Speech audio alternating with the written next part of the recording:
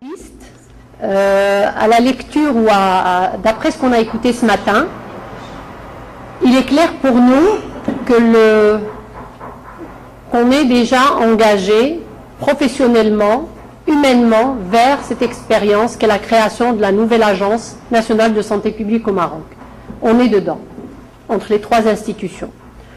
L'aide de nos experts a permis de mettre entre nos mains une boîte à outils. Et parmi ces boîtes à outils, un projet de loi, un projet de statut, un plan stratégique et un projet d'établissement. Et on doit commencer à les utiliser pour avancer.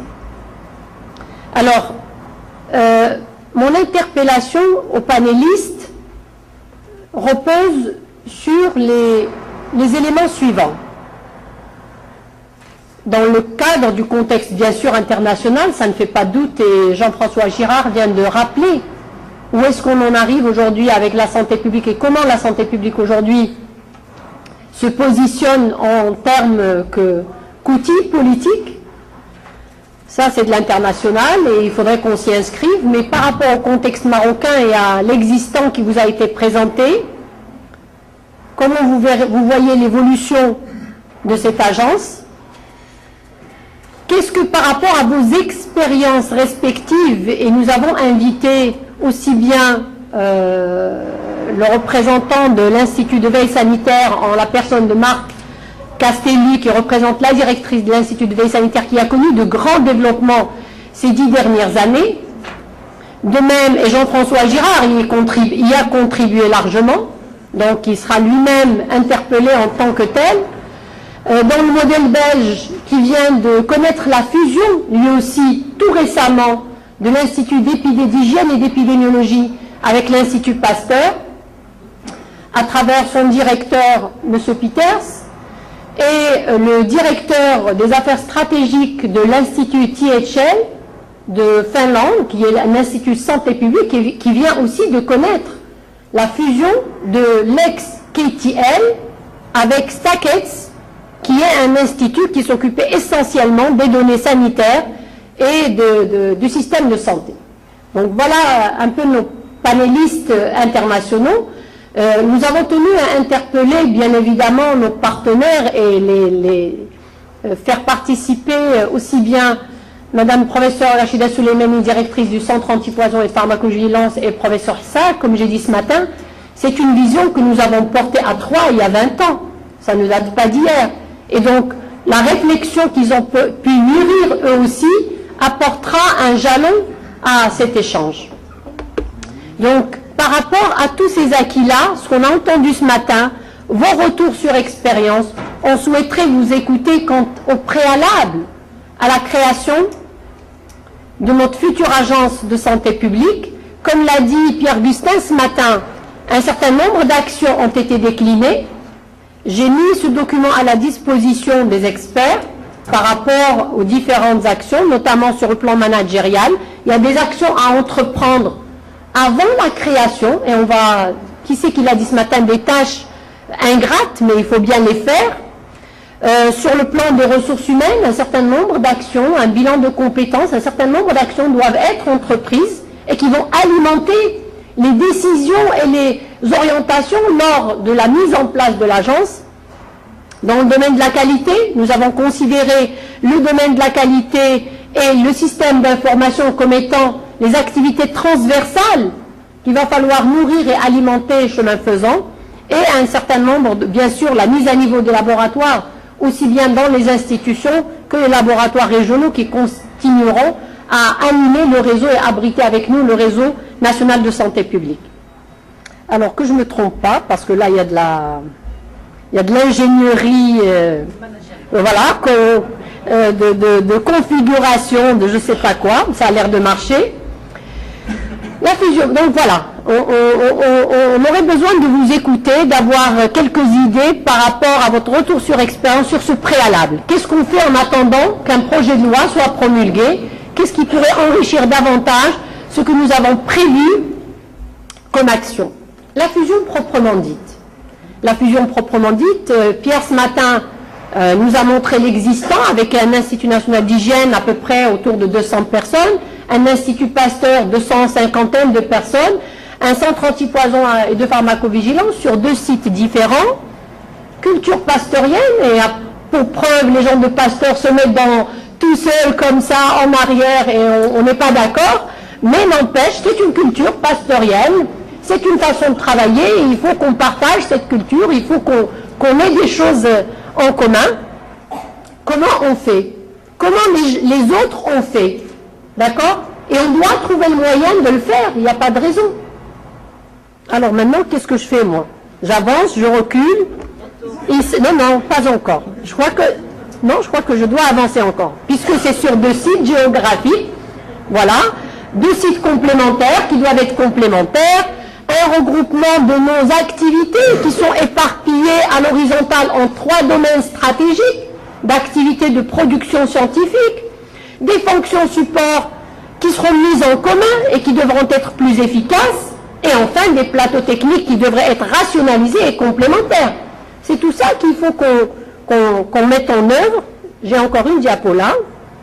Et enfin, une place particulière pour l'Institut Pasteur du Maroc.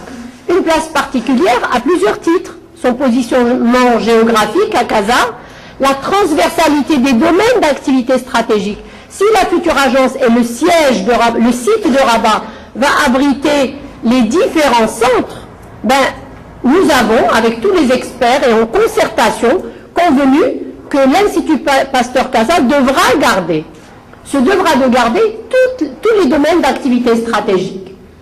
Un directeur opérationnel qui sera bien sûr chargé sur un site différent et géographiquement éloigné de contribuer à l'élaboration des objectifs stratégiques au sein du comité des directeurs, d'assurer la réalisation des objectifs scientifiques et financiers du pôle de Pasteur, de gérer un budget délégué par la direction générale de l'agence, de gérer des ressources administratives et logistiques, et situé sur le pôle Pasteur avec le soutien des fonctions support de l'agence. Donc c'est un peu cette particularité au pôle de Casablanca, au pôle Pasteur sur Casa, que nous devrons prendre en considération. Alors là, je dois revenir en arrière. Voyez-vous, ça marche encore.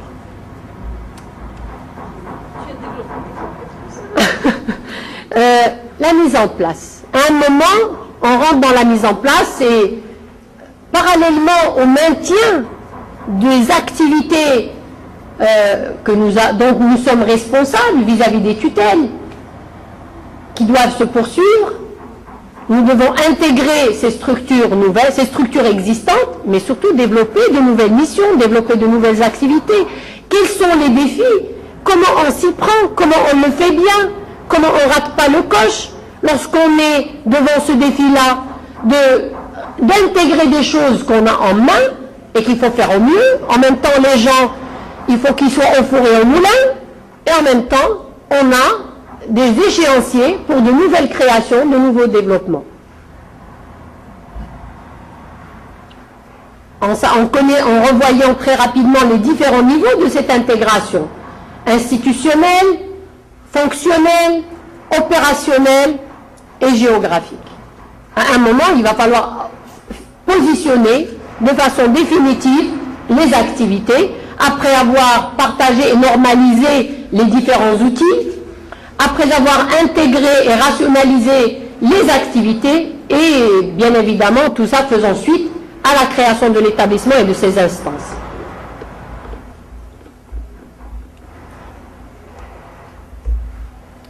Alors, on a pris, je dirais, on a eu cette particularité ou cette chance dans ce projet de jumelage, d'abord parce qu'on a réfléchi dès le départ au système d'information, qui est un système transversal, qui est un système qui peut être utilisé par tous les opérateurs, mais surtout qui est le réel rendu de l'agence demain. C'est la source de l'information. Si demain on n'a pas cet outil, et on l'a pas rapidement, on n'a pas de valeur ajoutée. On pourra exister pendant 10 ans si on n'a pas de rendu à travers ce système d'information efficient, opérationnel et efficace, on n'est rien. Donc, on a eu la chance de l'engager. Vous avez vu tout ce matin un modèle, un prototype de ce que ce support pourra être, il va falloir qu'on le développe, qu'on le poursuive, qu'il soit extensible, qu'il couvre l'ensemble des pathologies, et c'est ça notre rendu. Et donc ce système-là, nous en avons fait une des priorités pour pouvoir être présent dans le domaine de la veille et de l'alerte. Un autre domaine qui est partagé par les trois instituts et qui est à la base de la qualité et de la fiabilité de nos données. La qualité dans la gestion, la qualité dans le laboratoire, la qualité dans le système d'information. Tout ce qu'on doit entreprendre doit être de qualité. Parce qu'une institution de référence se doit de la rigueur, se doit de l'exactitude, de la fiabilité. On devrait devenir la référence, être indiscutable et intraitable sur ce que l'on délivre, parce que c'est sur ces données-là que des actions précises vont être prises, que des stratégies vont être construites, que des priorités vont être déterminées et que des ressources vont être allouées à ce plan stratégique et pas à un autre. Donc il faut qu'on soit indiscutable dans la qualité de ce que nous rendons. Je dois avancer, reculer, non, certainement revenir en arrière. Voilà. Et enfin, pardon,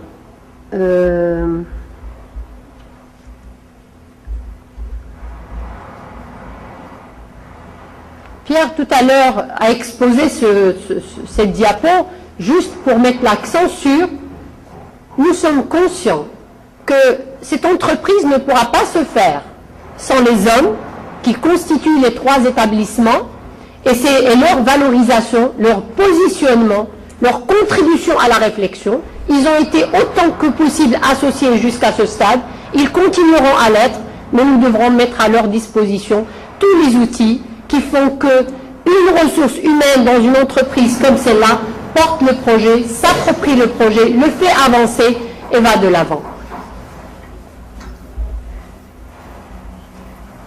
Quelques idées, vous pourrez nous suggérer. Nous en avons certains sur les financements, mais on est tout à fait à l'écoute de ce que pourraient être des sources de financement variées. Donc, quelle a été l'expérience dans vos établissements par rapport à votre contexte, bien évidemment.